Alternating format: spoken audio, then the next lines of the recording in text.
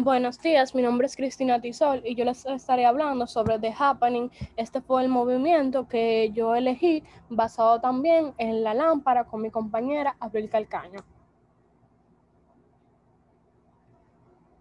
Los inicios de The Happening.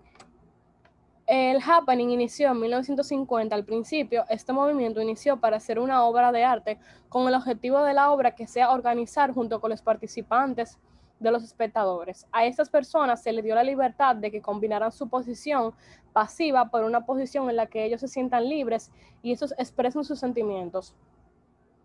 En los años 60 se manifestó en la que entonces era la República Federal de Alemania, un movimiento cultural e intelectual de carácter transgresor y revolucionario, cuyos exponentes más carismáticos y comprometidos fueron personalidades y artistas como Joseph Beuys, Wolf Bostel y el artista de origen coreano Nam June.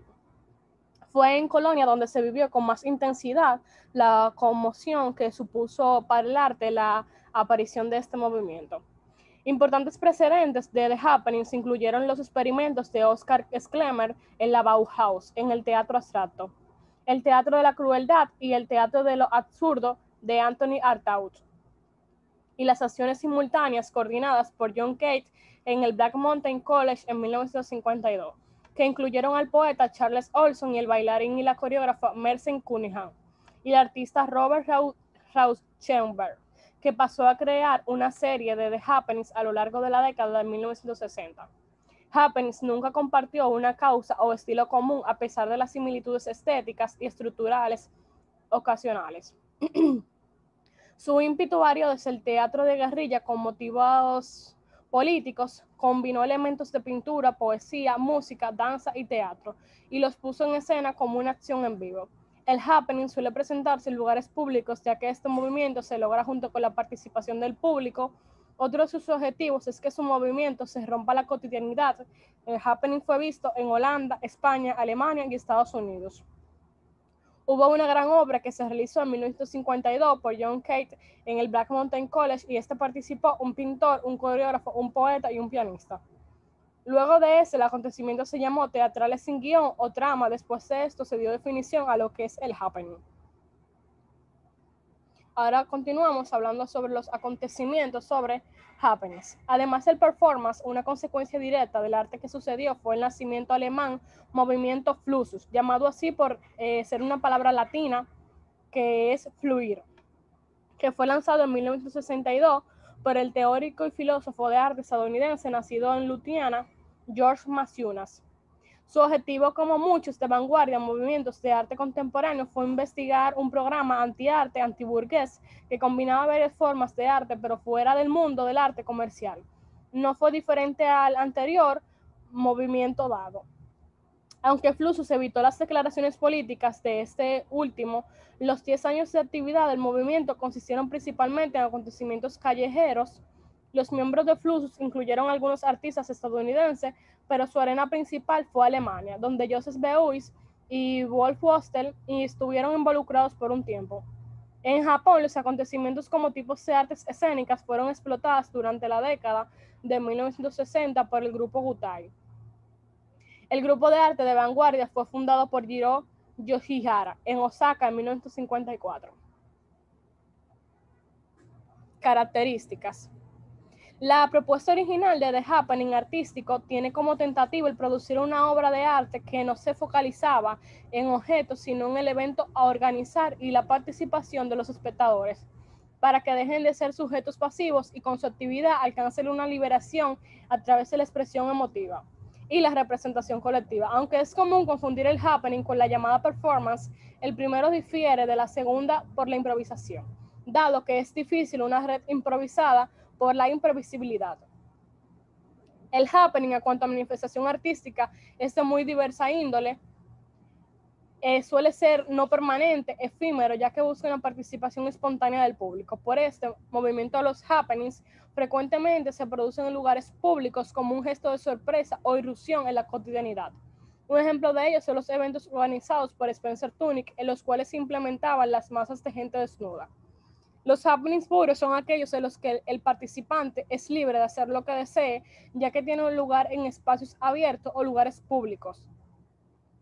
Existe también happening sobre un escenario sin comunicación a través del lenguaje, en que los participantes reducen este fragmento aislado que no intentan una comunicación directa. Happenings con separación de organizadores y participantes espectadores, en los que estos pueden limitarse a observar con entorno planeado de antemano. Precisamente en lugar determinado, la actividad de los participantes, los más destacados son los del grupo alemán Fluxus. Ahora les voy a hablar sobre Alan Caprow. Este fue uno de los personajes más destacados de Happenings. Alan Caprow ayudó a desarrollar la idea de instalación artística y de Happenings a fines de los años 50 y 60. Sus happenings, alrededor de 200, fueron evolucionando a lo largo de los años. Con el tiempo, Caprow evolucionó su práctica y las denominó actividades, una mezcla de compartimientos cotidianos con el estudio de acciones básicas. A su vez, su obra influye en Fluxus, el arte de performance y la instalación artística. Estudió composición con George Case en su famosa clase, en la de New School for Social. Pintura con Hans Hofmann e historia del arte con Meyer Shapiro. Los trabajos de Caprow intentan integrar el arte y la vida a través de happenings. La separación entre vida y arte y el artista publicó se vuelve borrosa.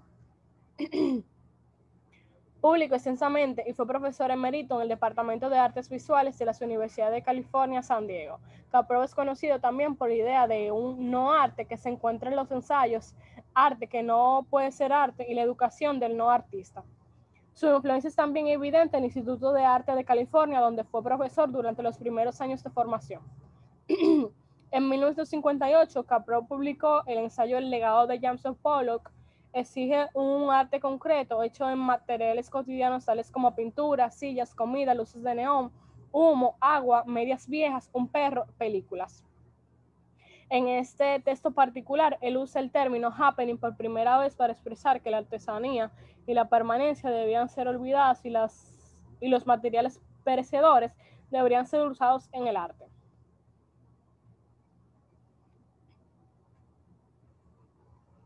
Ahora les voy a hablar sobre Joseph Beuys. Beuys combatió como piloto de la Luftwaffe en la Segunda Guerra Mundial el 16 de marzo de 1944. Su Stuka se estrelló cerca de la aldea de Snemica del raión de Crimea. A punto de morir congelado, nómadas tártaros lo rescataron y lo envolvieron en fieltro de grasa de animal, logrando evitar su muerte. Trabajó como docente universitario hasta que fue expulsado años después. La obra realizada en su tiempo de profesor se refiere a la relación de la pedagogía con el estudio del arte, ya que Beuys combatió totalmente el enfoque de enseñanza que se tenía hasta el momento. De 1946 a 1951 estudió en la Escuela de Bellas Artes de Düsseldorf, donde más tarde fue profesor de escultura. En 1962 comenzó sus actividades con el movimiento Neodada Fluxus, del que llegó a ser miembro más significativo y famoso. Su mayor logro fue la socialización que se consiguió hacia el arte, acercándolo a todos los tipos de público. En cómo explicar los cuadros a una liebre muerta, en 1965 se puso miel y pan de oro en la cabeza y le hablaba sobre su obra a una liebre muerta que tenía entre sus brazos. Ese es el fin de la exposición. Espero que les haya gustado y que haya sido de mucha enseñanza para ustedes. Muchas gracias, Cristina Tizón.